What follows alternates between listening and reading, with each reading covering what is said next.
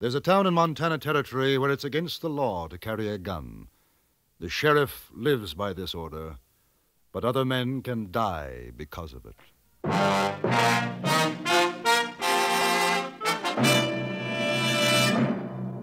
Frontier Gentlemen.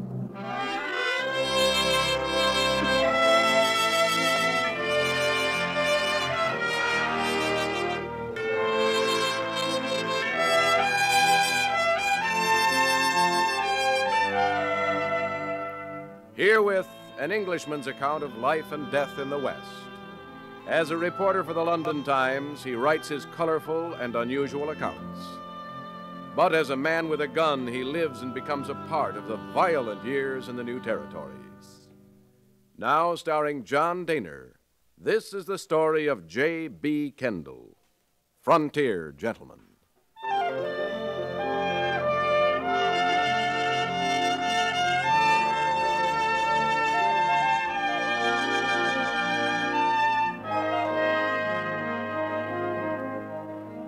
The journey had taken 98 days from St. Louis.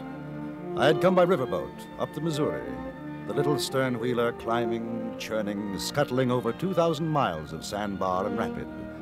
Then into the lonely wastes of another, swifter stream, the Yellowstone, until we finally docked at South Sunday in Montana Territory.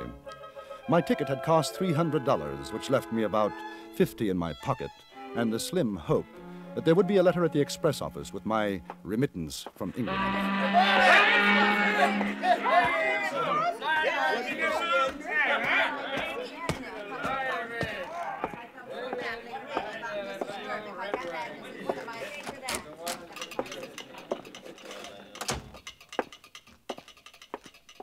Afternoon. Just in off the boat? Right. I wonder if there's a letter for me, J.B. Kendall. Kendall, any trouble on the way up? I hear the Sioux been kicking up their heels. Sitting bulls making big medicine again. Don't sound good. We didn't see any. Kendall, you English, ain't you? Yes. I figured by your talk. Don't see many of you in these parts. Nope. Nothing for you, mister. You're sure? It's rather important. From England? Nope. Nothing. Maybe tomorrow on the overland, though. Say, you planning to stay a while? I think so. Better get and register then. Register? Over to Sheriff Clanton's office. There's a notice on the wall, maybe missed your attention. All strangers to South Sunday will, within 1 hour of arrival, register at the office of the sheriff or be prosecuted. That's Clanton's orders. Surprised you missed the signs. They're all over. Thank you. Well, that's all right. Wouldn't want to see you in trouble. This ain't the healthiest town in the territory, not for strangers. Oh, any particular reason? What? Oh, excuse me. Afternoon, Mr. Farley. This here's Mr. Kendall, just off the boat. I was telling him about registering. Now, that's a good idea. Dake Farley is one of the sheriff's deputies. Helps keep South Sunday law-abiding. Big job. What's your business, Mr. Kendall? Oh, you might call me a jack of all trades. I might? I do a little writing for a London newspaper, you know. An Englishman's view of the Wild West, that sort of thing. We don't take to strangers. Oh, really? Shame. I've been looking forward to my visit. Yeah, well, now, you've seen it. You know what it's like, so supposing you get yourself back on that boat and try up the line to Rosebud at Junction City, huh? I don't think so. Now, if you'll pardon me, I'll register at your office. You carrying a gun? No. Put your hands up. Over your head. Higher. Now, you hold it just like that. Just so. All right. That's your baggage? Yes. Pick it up. I beg your pardon? I said pick it up. Oh. All right, come on.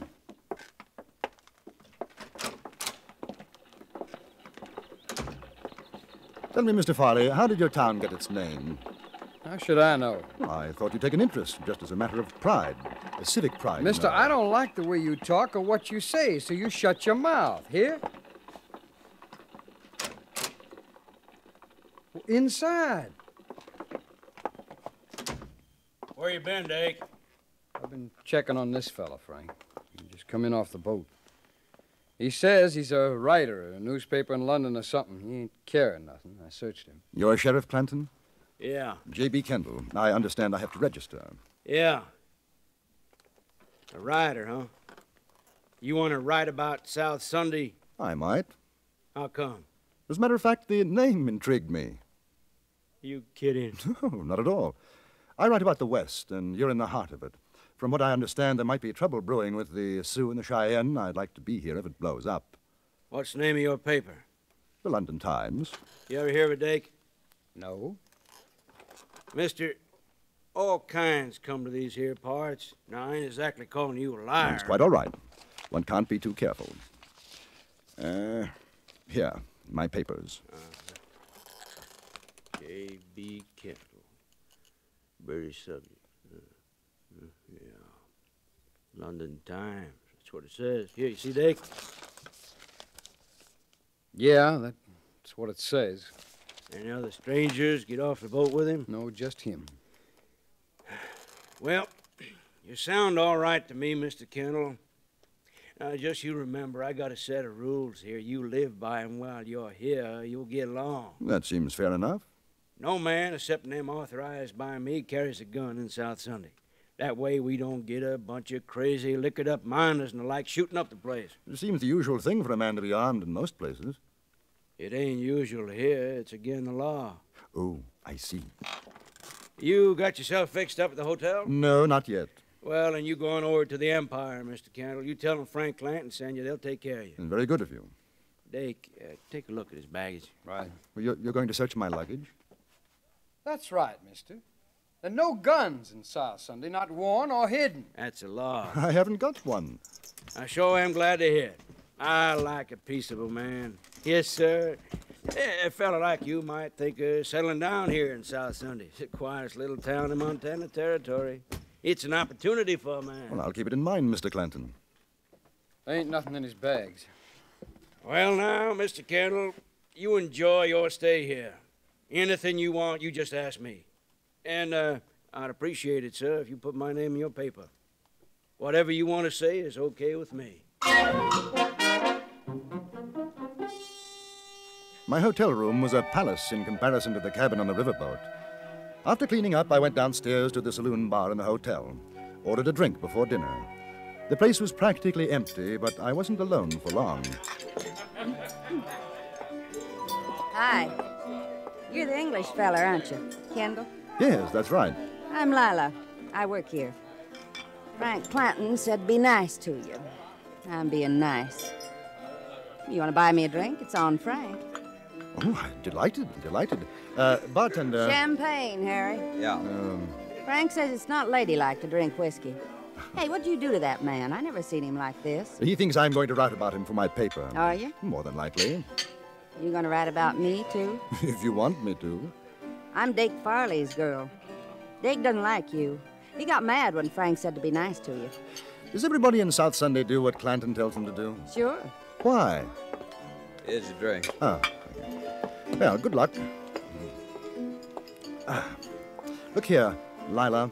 What about Clanton? You seem like a nice fella. Don't ask questions. Well, what about you then? Me? What do you care? Where are you from? I was born in Ohio. Got married and came out west. 5 years back, my husband got killed in a gunfight. I don't know. I kind of drifted around. Ended up here, one place as good as the next. Is it? Yeah, I guess. What about you?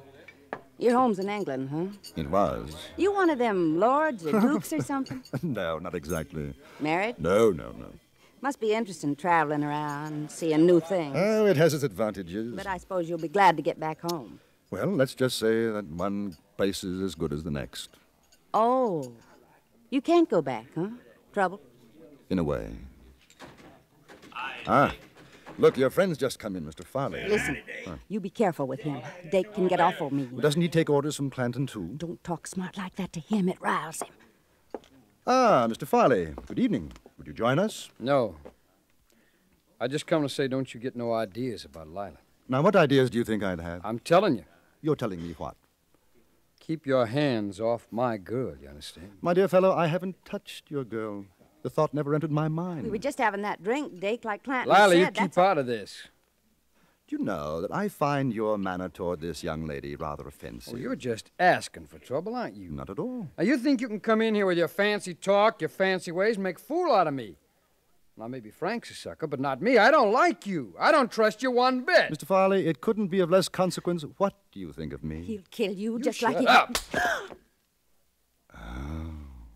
That I don't stand for, chum.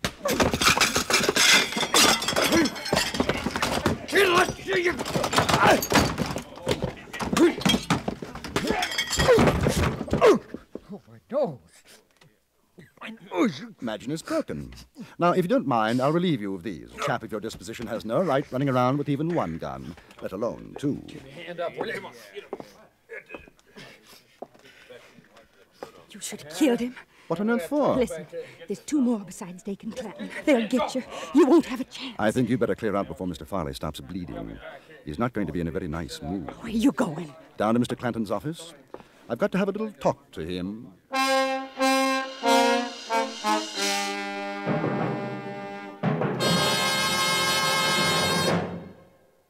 In a moment, we'll return to Frontier Gentlemen. Who gets the last word? It all depends on who's playing CBS Radio's fascinating game Tuesday evening with Dr. Bergen Evans. A regular panel member is the witty and erudite John Mason Brown. Other guests vary from week to week. This Tuesday, they'll be Gary Moore and Lael Wertenbaker. These bright people take off from language questions sent in by listeners and cover all sorts of fascinating ground before one or another of them ultimately gives you the last word on the question. Get the last word this Tuesday when it comes to you over most of these same stations. And now we return you to Anthony Ellis's production of Frontier Gentlemen.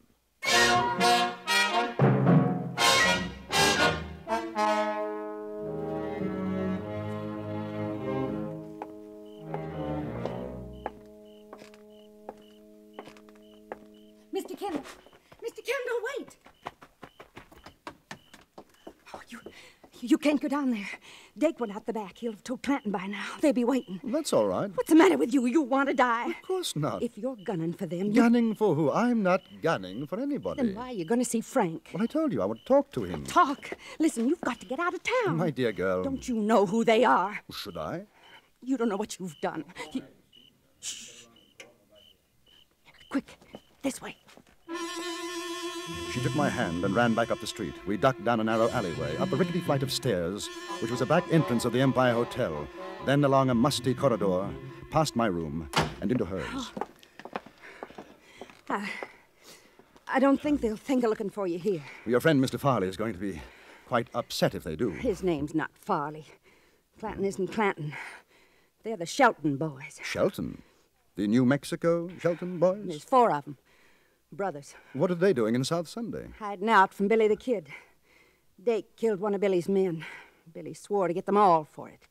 That's why Frank won't let anybody carry a gun. How do you know all this? It was my husband Dake killed. Harry joined up with Billy for excitement, I guess. One time he was gone out of town 3 months. I was lonesome. I met Dake. When Harry came back, they had a fight over me. Dake outdrew him. We ran away together. And you thought I'd come after them, that Billy had sent me? They'll think it, too, now. Lila, who made Frank sheriff here? Nobody. There wasn't one when we came. He just took over. Funny thing is, I guess he's a pretty good sheriff. He's quit the old ways and likes it here. Why have you told me all this? I don't know. You talked with me like I was a lady. Indian treats his squaw better than Dake treats me. Maybe I wanted to see you finish him. And it's not going to be very pleasant for you anymore. Pleasant? Oh, mister, you got a funny way of saying things. Lila, is there anywhere you could go? Friends? In South Sunday? No, what about home? I mean, Ohio. Home. Know what it'd cost to get there? I got no money. But if you could. If I could. I had nice folks. I don't even know if they're alive or dead. But I'd sure like to take a chance and find out. Well, Lila, we'll see what we can do. Where are you going now? To have that talk with Frank. Do you know how to use a gun? Yes. Well, take this one. Lock yourself in after I've gone. You keep it. Huh? I've got a Derringer. Oh, all right. Here. In case I have any trouble, it's only $50. I don't want your money. Well, at least you'll be able to get out of town. Now, take it. Watch yourself, will you? Dake's got a mean draw. I'll watch myself. The Shelton brothers and probably two of their chums were out looking for me now, and I was pretty certain of that. I was looking for them, too, but the advantage was on their side. The town was strange to me. So I went to the one place where I was fairly sure I'd be safe from a surprise attack.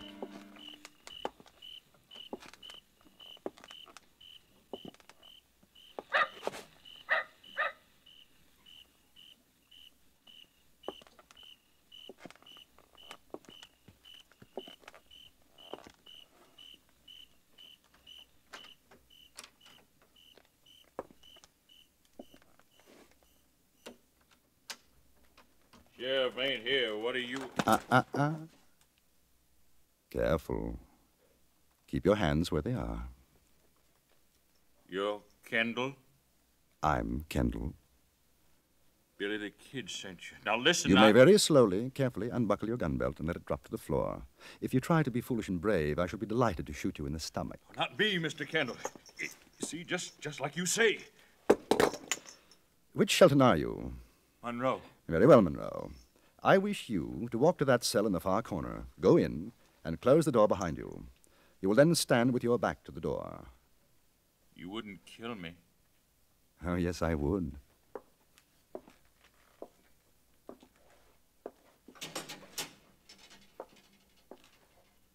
Close it, please. Good. Turn around, please. Now, I'm going to gag you.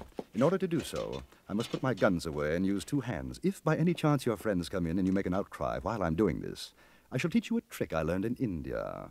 It feels something like this. Effective, don't you think? Yeah. Right. Now, head close to the bars, please. Oh, by the way, how many are there looking for me? Two? 3. Ah, 3. There. Now, we'll make ourselves comfortable and wait for your brothers.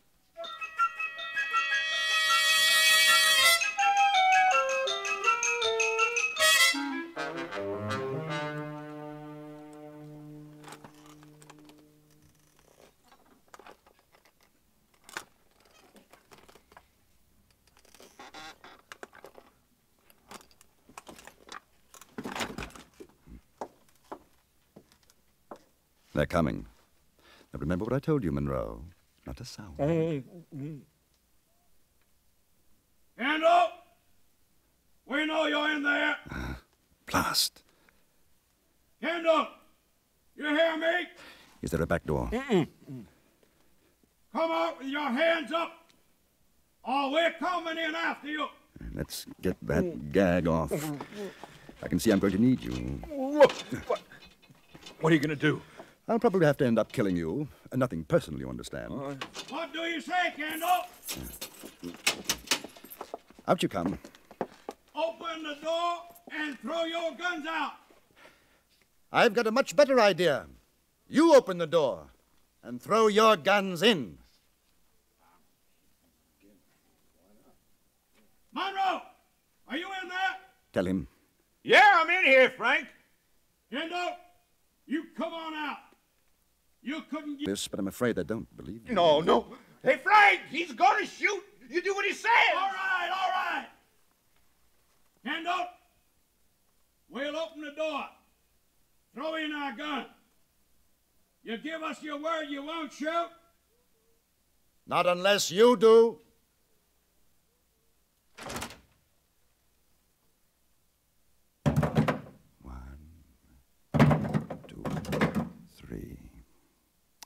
Any more? No. We're coming in now.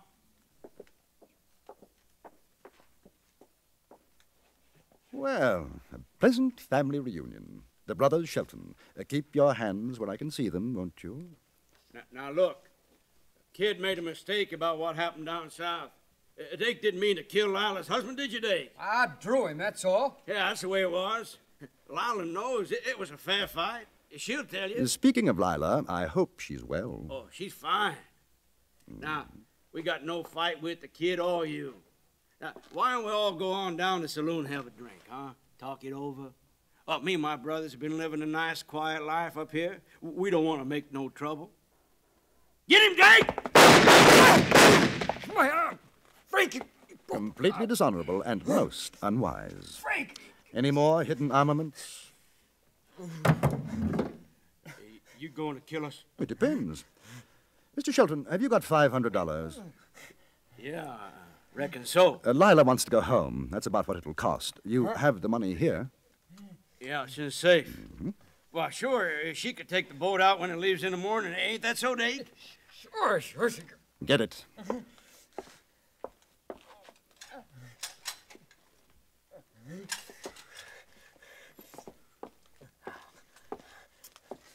Good. That settles the account. Now, all of you, get into the cell. Oh, incidentally, until this evening, I had no idea who you were. And I've certainly never met your friend, Billy the Kid. I thought you'd like to know. Hey, what about Dake? He's got to have a doctor or he'll bleed to death. He probably will. I'm going back to the hotel. If Lila's all right, I'll send a doctor. If she's not, we'll find an undertaker.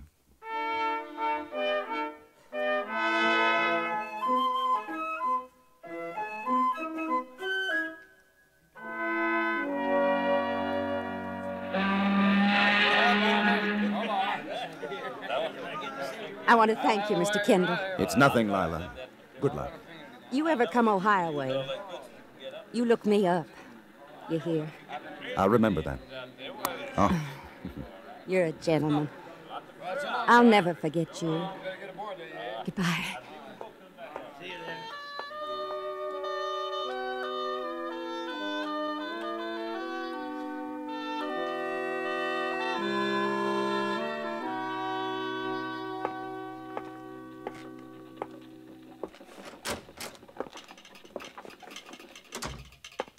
Morning, Mr. Kendall. Hear about the trouble last night? Yes. Sure must have been something. According to the sheriff, a whole gang rode in trying to shoot him up. A gang? Yep, 6 of them. Dake Farley got hit in the arm. Really? The sheriff ran him off, though. Marvelous. I'll have to mention that in my article to the London Times. Now, I wonder, has that letter from England arrived yet? No, I'm afraid not. Mail's already come in. Won't be any more till next week. Well, when it does come, perhaps you'll be kind enough to forward it to me. Sure. What address? In care of the Express Office, Rosebud, Montana Territory.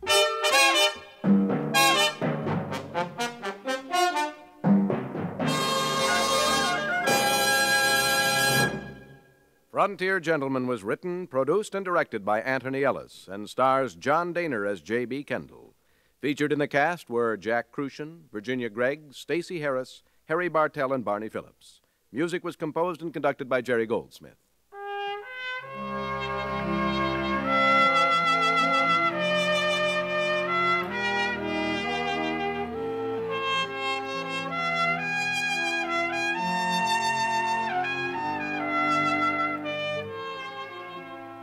Join us again next week for another report from the Frontier Gentleman.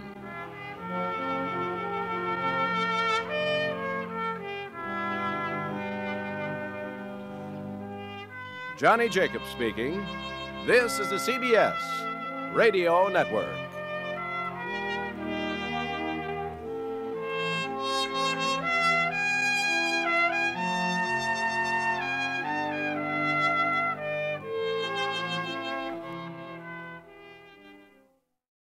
The great chief of the Sioux Indians is Sitting Bull. He's a rather difficult chap to meet, especially when he's planning for war.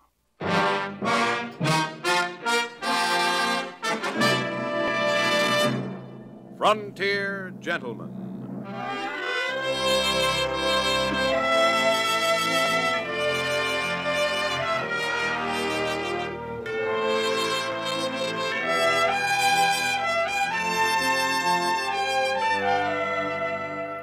Herewith an Englishman's account of life and death in the West. As a reporter for the London Times, he writes his colorful and unusual accounts. But as a man with a gun, he lives and becomes a part of the violent years in the new territories. Now, starring John Dehner, this is the story of J.B. Kendall, Frontier Gentleman.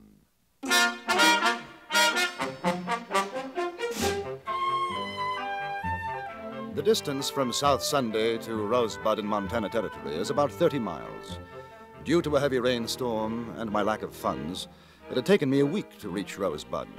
Luckily, when I arrived, my remittance from England, $250, had already been forwarded, and I was once again solvent. After posting off my weekly report to the London Times, I went to the most likely place in Rosebud to get local color and information. Except for the bartender polishing his glasses and a cat on the bar, the place was quite empty. I ordered a drink. 2 bits. Thank you. It's all right. Hush up, cat. Where are you from, mister? London. London, England? That's right. Well, if that don't beat all. My great-grandpa come from there. Jackson Beeson's the name. J.B. Kendall. Well, howdy. How do you do, sir? Tell me, Mr. Beeson, what's the situation with the Indians these days? Well, now you come to the right place for that bit of news. Oh, get away, cat. Yes, sir, we're going to have trouble.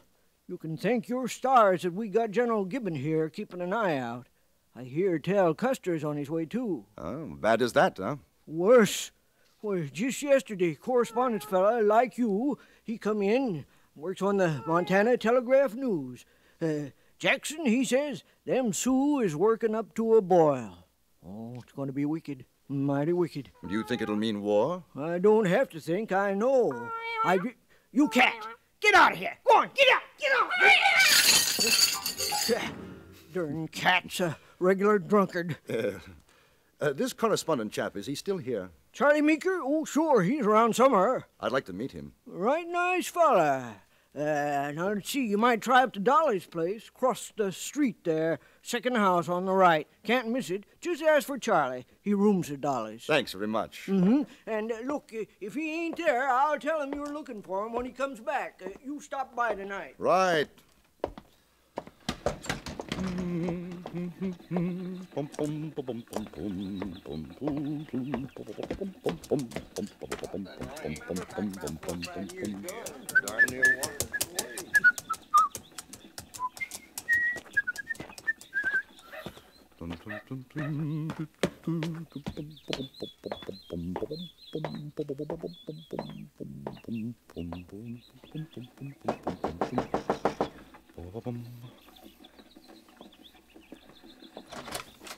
Well, hello, early bird. Good afternoon, madam.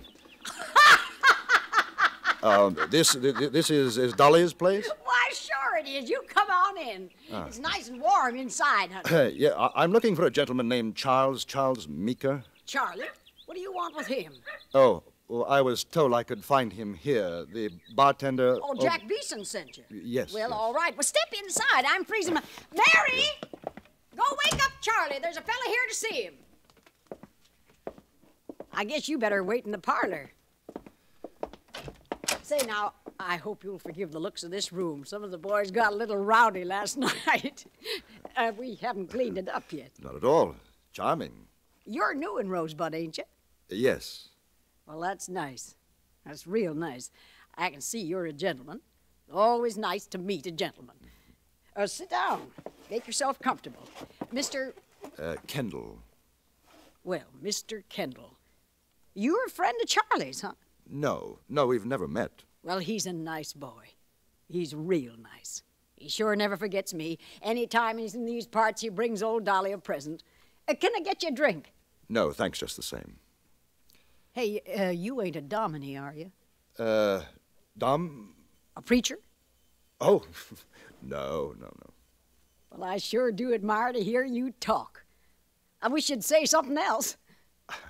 Somebody looking for me, Dolly? Oh, this here's Mr. Kendall, Charlie boy. All right. How do you do, sir? Well, you got business to talk, so make yourselves at home. It's sure been a pleasure, Mr. Kendall. Maybe you'll call again. Thank you very much. You'll have to excuse me, Kendall. I just woke up. Big night. Oh. And a big head. What can I do for you? I understand you write for a newspaper, Mr. Meeker. Charlie. Yeah, Virginia City, Montana Telegraph News. I know. I do some correspondence myself for the London Times. Hey, I'm proud to meet you. May I return the compliment? Look here. Is it true what I've been hearing, these rumors about a Sioux uprising? Yeah, more than rumors. It's coming. Well, this chief, Sitting Bull, have you ever seen him? Once, a few years back. Big council between one of our government commissions and the Indians. Oh, I'd like to meet him. See him, you know? No, not a chance. Not anymore. While ago, maybe, but those Indians don't trust the white man now. I tell you, they're getting ready for war. Is there any way to make contact with him? Probably. There's plenty of Indian scouts, interpreters hereabouts who could, but for a white man, it'd be worth his scalp. How would one go about it? Are you serious? Completely. Do you know where I could find him? I got a pretty good idea. You want a drink? No, thank you. There's talk of a whole lot of Indians moving off the reservations, going up Tongue River country. Might be headed for Sitting Bull's camp. How far would that be? 30 miles, maybe. Now, listen, mister. When the Sioux go on the warpath, the best place for you and me is someplace else. Well, do you think you could find me one of those Indian scouts? Someone to guide me to Sitting Bull's camp? You mean it, don't you? Absolutely. What a story. Interview with Chief Sitting Bull? Oh, it's crazy. They'd kill us, sure. No, Kendall, the best thing for you is to talk to some of the old-timers. They'll tell you about him, and then you can send your report in on that. It's a whole lot safer.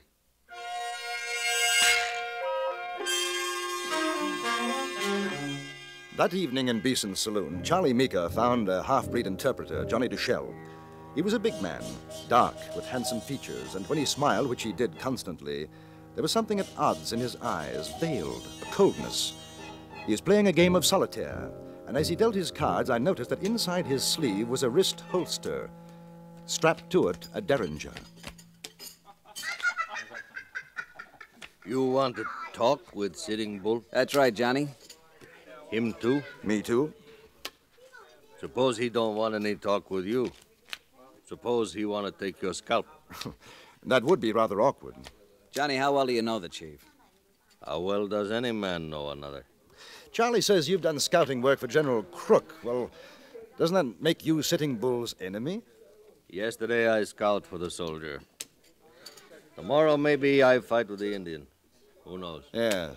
Well, the point would seem to be, whose side are you on if you do guide us? If I do this thing, you put your trust in me. I see. Well, what do you say, Johnny? Can you take us to him? Black ace on the red 2. Yeah. You got $50, Silver? Kind of high, isn't it? Sitting Bull, one big chief.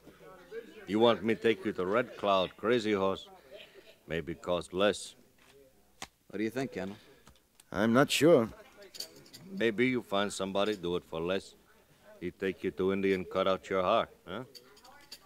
Now, Johnny's all right. 25 apiece would be worth it. All right. When, Johnny? Tomorrow. Fine. Take no guns. Hey, wait a minute. Indians see you with guns, they say you coming for no good. Without guns, in peace. No gun. It's sort of risky, isn't it, Johnny? Not with me, along with you. What time? We meet outside the state station. 6 o'clock. See you then. Well, then you better give it to me right now. There. All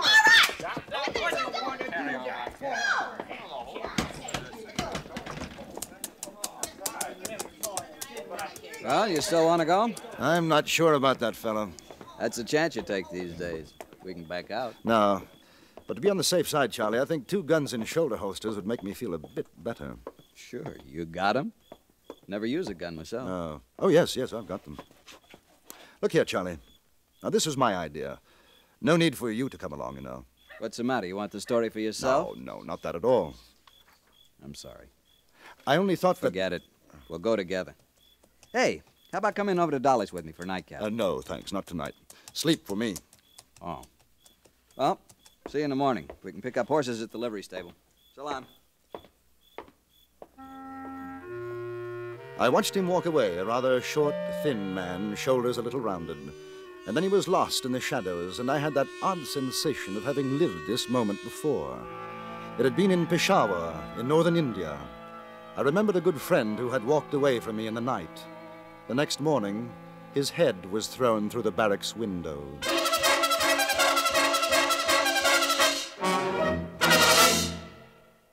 In a moment, we return to Frontier Gentlemen. Laugh and the world laughs with you. Cry and say, where'd everybody go? Chances are they've taken off in the direction of CBS Radio's Peter and Mary show. Peter Lindhays and Mary Healy have a magic way of banishing the blues. Their amusing notions about practically everything, the easy way they sing their songs, and the exciting personalities who visit them all make CBS Radio's Peter and Mary show a cure for the blues. Listen for them on most of these same stations tomorrow. And now we return you to Anthony Ellis's production of Frontier Gentlemen.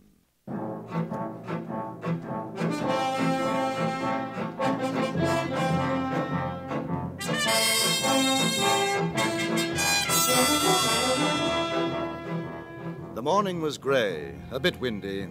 We left Rosebud at 6 o'clock and rode steadily toward the southeast. I could see no sign of a gun on our guy, Johnny Duchelle, but his bulky jacket could have hidden an arsenal. For perhaps over an hour we didn't speak.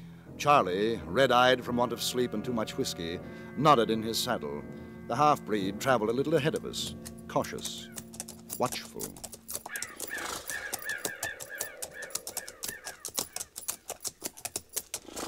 Hey, Kendall. Yes? Never drink Dolly's rot gut. I won't.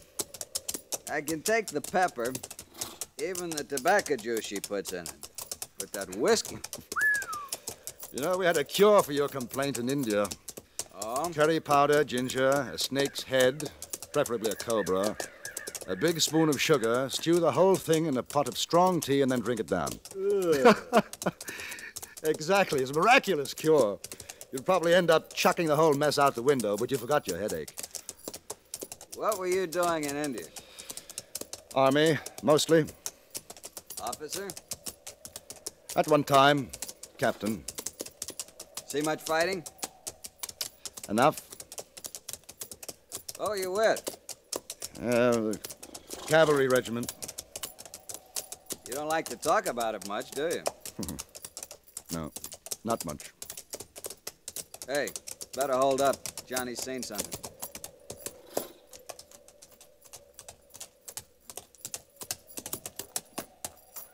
In timber. Cheyenne, I think. You stay. I talk to them.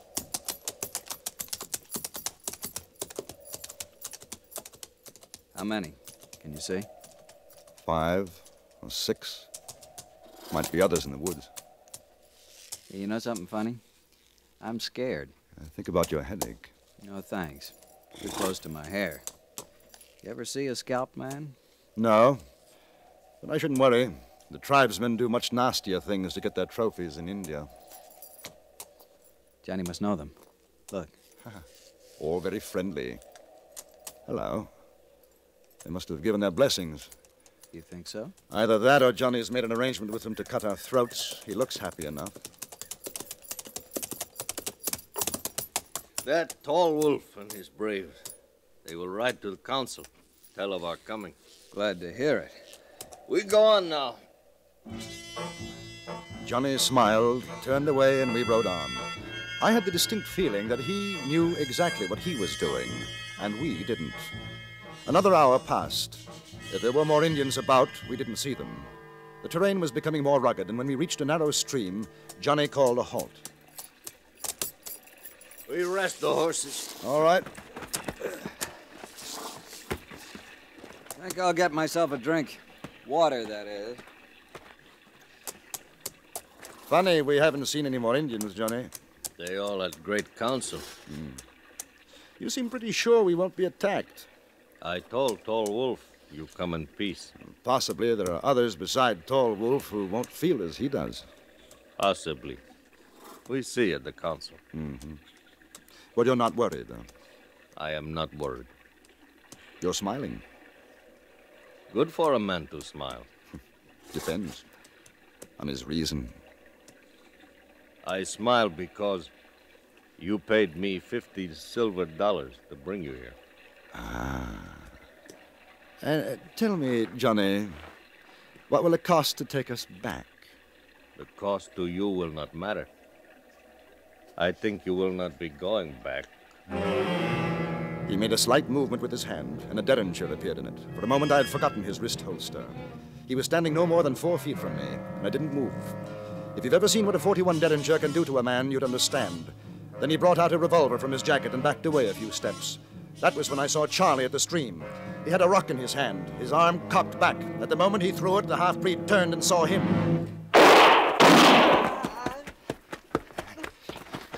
Where are you hit, Charlie? Chest. Boy, that feels worse than Dolly's right gut. He's not dead? No, I'm not dead, you stinking breed. You, Kendall, take off your jacket.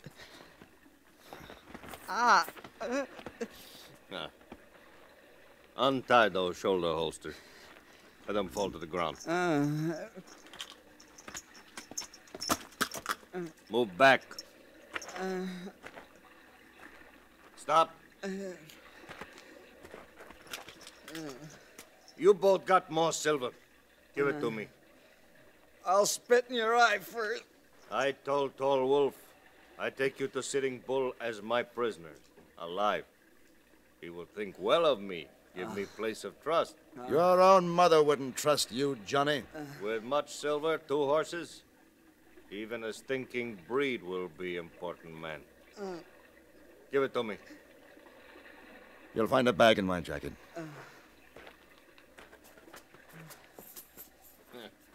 Good. Now, you both, you walk.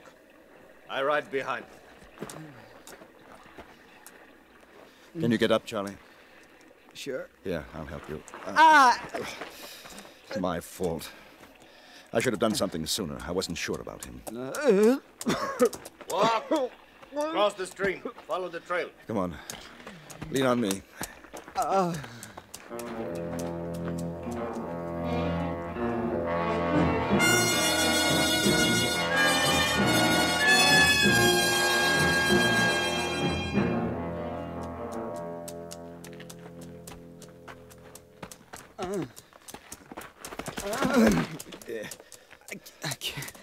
I can't go on anymore. He is dead. Let me put him on a horse. He called me stinking breed. Let him walk. He can't. He's done in. Then you carry him. Let him rest for a minute. A minute. Charlie, can you hear me? Listen to me, Charlie. The trail narrows a few yards along. There's a slope on our left. Do you hear me, Charlie? Yeah. I'm going to let you fall. If I can get him to take his eyes off me, there's a knife in my boot. All right. Good luck. All right, Charlie. Up you come.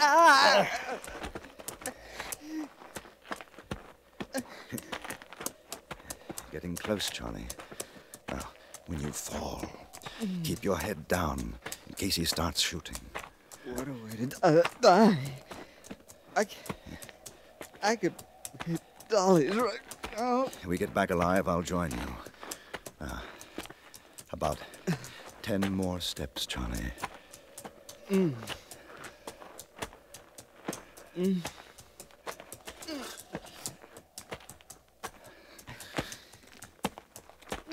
Now, Charlie.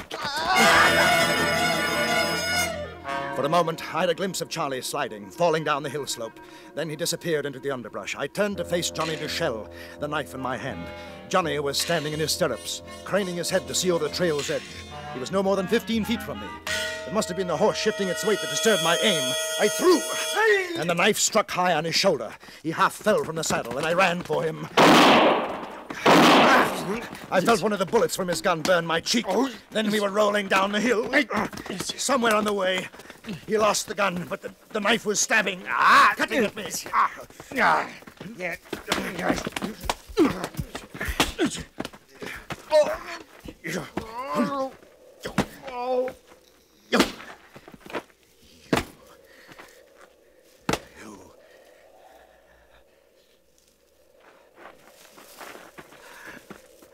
Charlie. Charlie. It's all right. It's all right, Charlie. He's finished. He's finished. Something tells me we don't get to see Sitting Bull today. Better luck next time. Hey, Kendall. Whiskey's paid for. But I owe Dolly for room and board. It's only...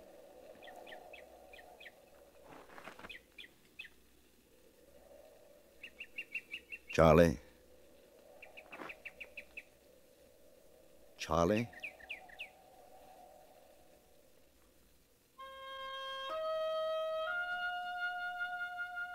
I took Charlie back to Rosebud, to Dolly's place. She had me put the little man on the parlor couch. Then she knelt by his side, took his hand in hers. Charlie boy, it's Dolly. This was my play, son, mister, like the one I never had. My good, bad boy. Dolly misses you, Charlie boy. Wake up, son. Most of Rosebud attended the funeral of Charles Meeker. I sent the story to his own newspaper, as well as to the London Times. And for Charlie, I decided to stay on in Rosebud, to have another shot at a meeting with Sitting Bull.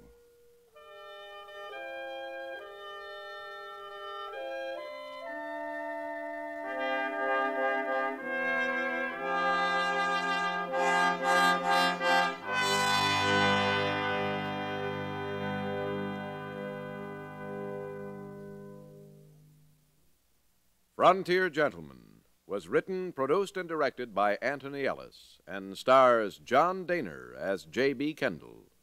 Featured in the cast were Jeanette Nolan, Lawrence Dobkin, Harry Bartell, and Junius Matthews. Music was composed by Jerry Goldsmith and conducted by Wilbur Hatch.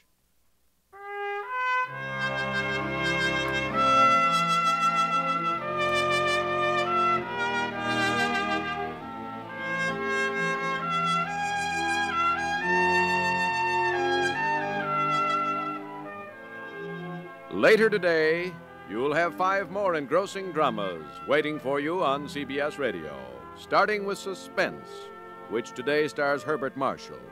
You can look forward to plenty of action and plenty of thrills with yours truly, Johnny Dollar, the FBI in Peace and War, Indictment, and Gunsmoke. For good listening, keep listening to CBS Radio. Now, stay tuned for the Ford Road Show, which follows immediately over most of these same stations. Join us again next week for another report from the Frontier Gentleman. Johnny Jacobs speaking. This is the CBS Radio Network.